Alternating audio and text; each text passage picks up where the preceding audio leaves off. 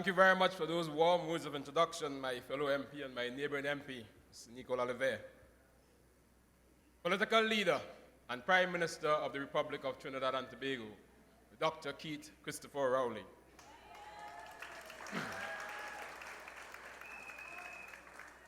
Senator, the Honorable Robert LaHunt, Minister of Public Utilities.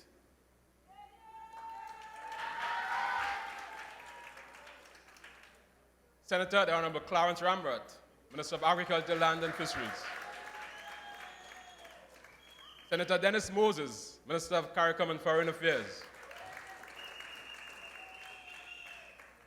Also want to recognize Mrs. Donald Halls Alexander, candidate for the electoral district of Siparia East, San Francisco South.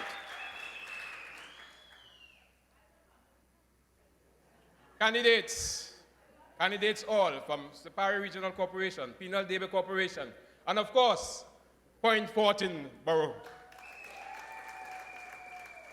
PNM people, a pleasant good evening to you all. I know it's traditional that you use this phrase at the end of your presentation, but I believe this phrase is such a foundational phrase, such a great phrase. It's so good that I think we should always do it twice. So I want to do it from the start, and I will repeat it at the end. And I say to you all, great is the PNM. Great is the PNM. And we will prevail.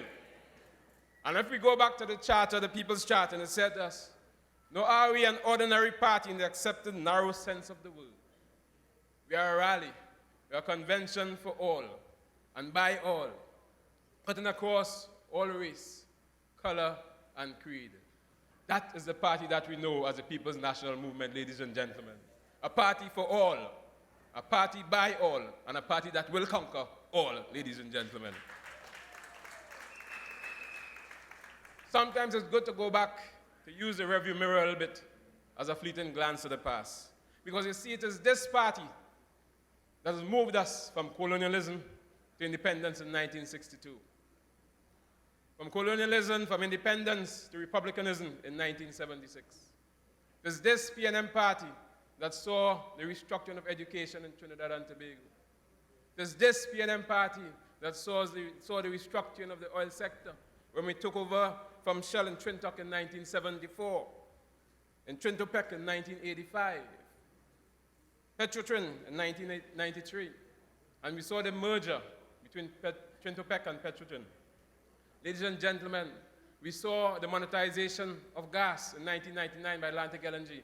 All these things that we saw was based on a PNM government, ladies and gentlemen. Because the PNM government takes decisions not for selfish reasons, but for the benefit of all, ladies and gentlemen. Today, as a military man, I want to say to you all that we are in a state of war. We are in a state of war, not a war with guns and bullets, not a war with tanks and airplanes and ships, but we're in a war, a state of war, to win the minds of the electorate come the 2nd of December. And in war, we have certain kinds of principles. We must have the selection and maintenance of the aim. And the aim of each and every one of us, including the candidates, must be to win that election. And that's just one of the battles, ladies and gentlemen. That's a battle that we must win on the 2nd of December. Because the grand battle, the great battle, comes in 2020. But success breeds success. Success breeds success. And therefore I urge you, we must be, we will be, and we must be successful come the 2nd of December.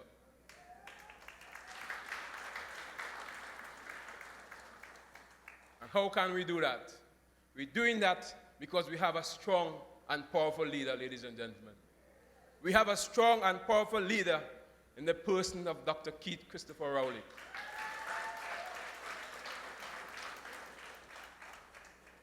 Sometimes I feel he's not telling us his true age. Because our Prime Minister was at Palo Seco last night. He was in Diego Martin on Saturday night. Ladies and gentlemen, look at the dedication to duty. Look at the perseverance to duty. Look at the commitment to duty. Tonight, he's back here in Siparia, ladies and gentlemen. Please let us give him that wonderful applause.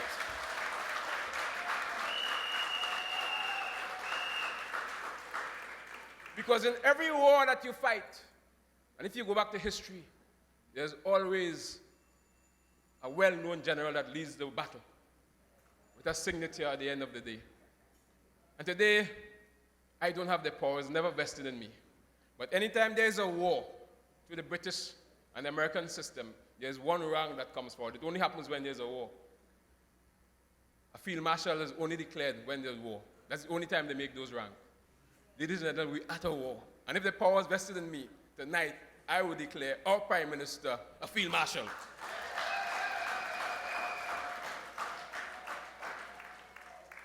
He continues to articulate change because he sees and he thinks strategically. And I must commend him, not only strategically as he thinks, but he comes down to the boondocks, as we say. He comes down to the ground. While he thinks strategically, he has his ears on the ground and he places himself on the ground. That's why he's here tonight. That's why he goes to every single meeting. In my history, I can't remember a prime minister going. He was in Sandy Grande, he was in Siparia, he was in Palo Seco, he was in Diego Martin. He doesn't have to. But because of the commitment of the individual, because of the leadership of the individual, he leads that way. By his presence, he influences us to fight that battle. And so I urge the candidates, take a page from his book. You are in war. War means you never take your enemy for granted. Do not feel that there's a definite silence with the UNC and that nothing is happening. Do not take it for granted the incumbents in Point Fortin. Do not take it for granted the incumbents in Siparia Regional Corporation. Do not take it for granted the incumbents in Penal Debe. I say to you, war is about knowing that the people on the other side, they are your enemies. And therefore you must go at them aggressively. But in this battle, your battle starts, your battle really is a test on election day, when you must go out in your numbers. Go out there and pull out the voters, PNM and otherwise. That's where it counts. It's not about counting bullets, it's about counting votes. And as our Prime Minister continues to say to us, every single vote counts. It's about numbers. Do not take it for granted that the old lady or the young boy who says, I'm not voting, don't leave them alone. Take them with you, if it's by the hand, by the vehicle, whatever it is. Every single vote counts, ladies and gentlemen. And that's what the war is about. I leave it to you to be aggressive outside there. Bring in the numbers, and therefore we'll short victory when the time comes. But today I want to share a little bit of what my ministry is doing, the Ministry of Housing and Urban Development. See, we are embedded in Vision 2030 that says just putting people first, nurturing our greatest assets. And this is what the PNM government is all about, putting people first. And part of that draws an alignment to Abraham Maslow's conceptualization of the hierarchy of needs. And he says that before man or woman could self-actualize, they must benefit from the physiological needs: food, clothing, and shelter. Food, clothing, and shelter. The ministry that I lead deals with one aspect of that, the whole question of providing shelter for the citizens in part, specifically Trinidad, in some cases in Tobago, and more in Trinidad than in Tobago. And so, since 1965, the People's National Movement have been aligned with providing houses. Those old enough would remember self-help buildings in Point Fortin, in Hubertstown, in Labre, in Pleasantville, in Mova. And if you look around now, they still have the same shape, the same size, everything was done, but it was self-help. We formed the NHA in 1962, and of course the AZC in 2005. And we continue along those lines, and all those were done by our PNM government because we care, and because we're interested in getting it done, ladies and gentlemen. And so, today I can say that notwithstanding the economic times that we have gone through, the Ministry of Housing Development, Urban Development, particularly the Housing Development Corporation, has been able to allocate a total of 3,600 plus homes between 2015 to now. 3,600 and something plus homes, ladies and gentlemen. We are getting it done. But it wasn't easy. Coming into office in 2015, and I call them the unpatriotic national countries. I say the U stands for unpatriotic. And I tell you why. You know, sometimes in Parliament, they jump up and they say, we are patriotic, we are patriotic. And I said to them at one occasion, Margaret Thatcher once said that anytime a lady has to go around telling people that she's a lady, then she's not. So I said to them, one day, you never hear we in the PNM saying that we are patriotic, you know. But they have to stand up and shout that they're patriotic. Patriotism is by what you do, what you say, how you act, how you behave. And that goes for the People's National Movement. You can see how we act and how we behave. We're always there. We are patriotic. But the Unpatriotic National Congress, when we take over housing in 2015, there were several stall projects. Stall meaning they started in 2010 during the PNM time. And they never touched them during the 5 years. They run them down to the... I can talk about my own constituency of Point Fortin in Lakeview. They never touched a single unit in Lakeview during the 5 years that they were in power. Had cows, goats, vagrants, buildings were vandalized. It happened in several such developments. We do not do that. We treat everyone, as we said in our charter. We go across every color, crease, or race. We treat everyone equally. So we had to complete several stall projects that they never touched.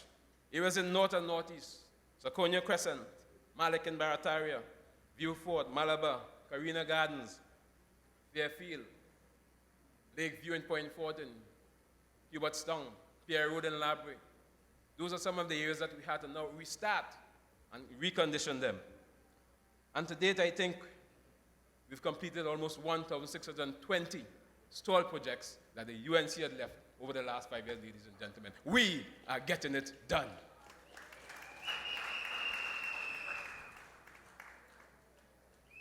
And again, based on the Economic Times, we feel that no government can really treat with a roughly 180,000 applicants in the database. We have to involve the private-public partnership. And so to date, we have 5 such programs going on right now, where we've invited the private sector to partner with us, again, to provide housing for the citizens of Trinidad and Tobago. Mahogany Court in Mount Hope, one such project. Bamboo Creek in Chin Chin, another project. Siparia Old Road in Faizabad, one such project. Riverside A and B in Corinth, San Fernando, Trust Trail, would give us a total of 605 units through this public-private partnership. Because as I said before, the government cannot by itself provide houses for 170,000. We must invite the private sector to join with us. And we also look at ways in which that we can bring in revenue to the system, not only depend on the consolidated fund. So we looked at Victoria Keys. Victoria Keys was created as a luxury type of apartment by the then administration. It's way beyond the reach of the average person. When we came into the office, we said that this must be redone to people who can afford it. We put it on the open market, but it's still subsidized.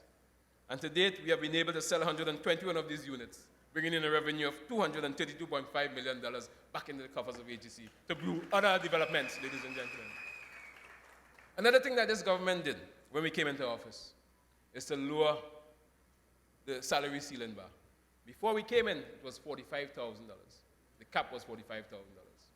Under the guidance of the Prime Minister, that cap did not allow the low and middle income persons to get what was really supposed to happen.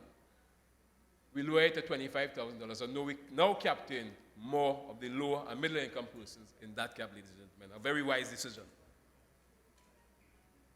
Our housing construction incentive program, we went out again to invite the contractors, the developers to treat us.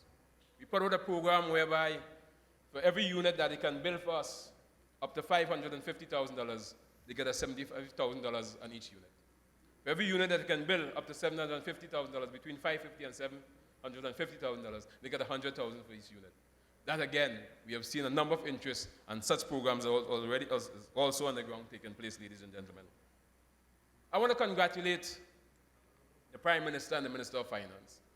Again, when we look at the Economic Times, for being innovative and creative. The housing bonds that the Minister of Finance mentioned in the budget, last debate. He have used quite skillfully the Government Saving Bonds Act to put in place a Housing Bonds Act. Ladies and gentlemen, if you look at what the Minister of Finance was saying to us, he's saying that you can now invest in a housing bond at a 5,000 tranche every month, and things 1,000 to 5,000. It's a savings, but at the same time, you benefit from a 4.5% interest. Tell me any place that you can get a 4.5 interest anywhere right now, ladies and gentlemen. This is a government that is getting it done, ladies and gentlemen. So get an understanding of the bonds when it comes on stream. And I ask, especially the young people, invest in housing bonds. It could determine and put you in a good place for your future ownership, and then solely for purchase of housing under HGC. So I urge you to get involved in it. Minister of Finance also mentioned a government guaranteed $300,000 loan. And that will come into fruition by the Finance Act of December, later on in next month. A guaranteed low interest $300,000 loan, ladies and gentlemen. Another initiative that was mentioned in the budget was in fact appealing to small contractors to come on board. Small contractors that can come on board to build units for the AGC under $500,000. That process has already started because we have already started to identify the lands. We are going to be providing the lands. We have already looked at lots that are already developed in terms of infrastructure, road, water, drainage, and so on. We look at that infill lots and some of the AGC development that's already there. And so we're going to be giving those small contractors probably about 4, 5 units to start off, or maybe 10, depending on the capacity. And based on how successful they are, they can get more. But it's really for only small contractors, ladies and gentlemen. We are getting it done, ladies and gentlemen. So now I want to move across quickly to the Land Settlement Agency, which is another major agency under my charge. And the Land Settlement Agency is about regularization, security of tenure, based on the Act of 2005. But that Act only allows the LSA to treat with regularization of persons who have applied for certificate of comfort up to the year 2000. That was in fact up to 1998, but it was extended to 2000. What that does is to provide people who have applied for the certificate of comfort, a certificate of comfort in a 3-stage process. A 3-stage process. The certificate of comfort in itself merely gives you a security on the land insofar as you will not be ejected. If you are ejected from the land, then the government will find another place for you. You can't use it as collateral. You can't take it to the bank. You can't pass it on to your children or grandchildren. The next phase of that process is to give you a statutory lease. A statutory lease is for 30 years. 30 years, and you get the land at 25% of the market value. 25% of the market value. You have 30 years with which to pay it off. Let's give you an example.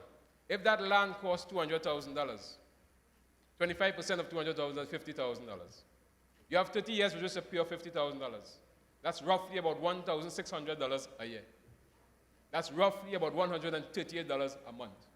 About 4 rounds of beers. So that if you can move from the certificate of comfort to statutory lease, you can pay off that land. You don't have to wait for the 30 years. The day you get that statutory lease, you can pay for that land the very next day. You can pay the next week. Once you have paid off for that land under the statutory lease, you then move to the 3rd phase, which is the deed of lease. The deed of lease, ladies and gentlemen, is for 199 years. Freehold property. Freehold property. This is the first government that have moved persons from the certificate of comfort to statutory lease. And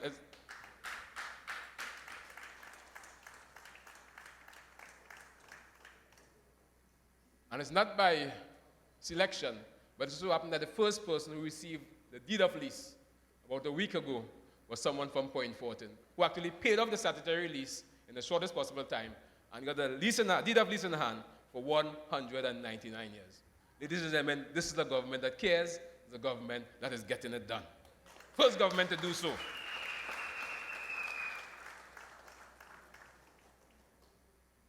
Mr. Ramrad spoke about the government-aided self-help program. And that's about land, providing already developed land. It was done based on an application. There were 5,000 applicants.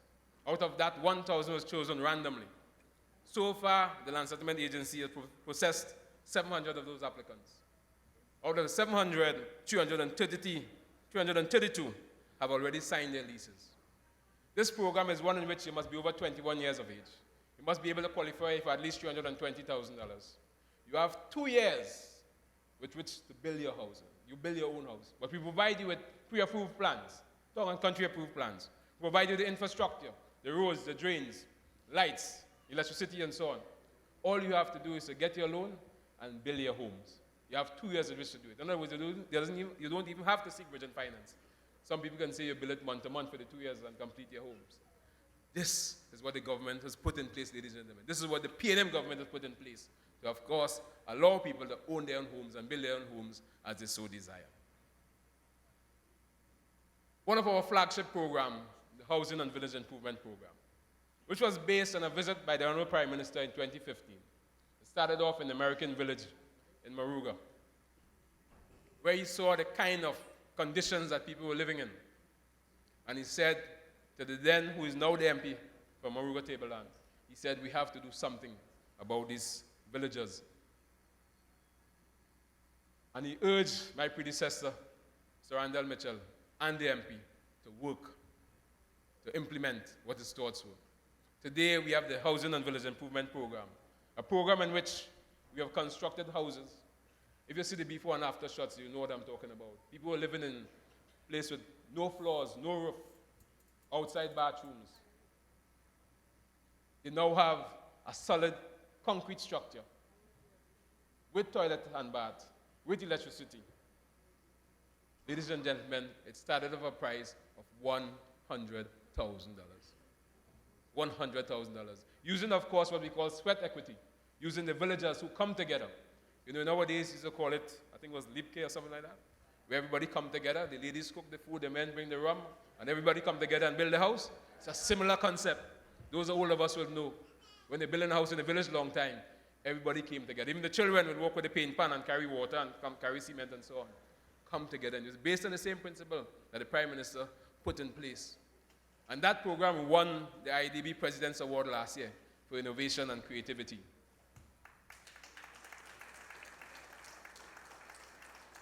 That program has been so good to us that we have spread it across the length and breadth. And it's all based on social survey, ladies and gentlemen. It's based on a social survey that LSA done throughout the length and breadth. It's based on a needs basis. So we have duplicated that program in Ralpanalgas, in St. Joseph, in Marabella, and we continue to do so throughout the length and breadth of Trinidad and Tobago. We continue to survey our squatter sites. We have a number of young people in the field right now, roughly 116 of them who have trained. Go out in the field to get a map, to map and see what is the disposition right now. The two largest areas of squatting in Trinidad and Tobago, in fact, Toco Sandy Grande and Point Fortin. It's continuing to increase. But we have to find ways and means to treat to that. As the Minister of Agriculture, Lands and Fisheries, we've seen encroachment in forest reserve areas. We've seen encroachment in a number of different areas. But as a caring government, we'll continue to treat it within the law, of course. Not to encourage squatters, but of course to treat with those who we can assist as much as possible. We continue to disburse housing grants, the emergency shelter grants of $15,000 for people who have experienced hazards like fire, floods, and so on. We continue to disburse emergency shelter grant and also the housing improvement grant, total of $15,000 in 2 tranches that we give to persons who would apply.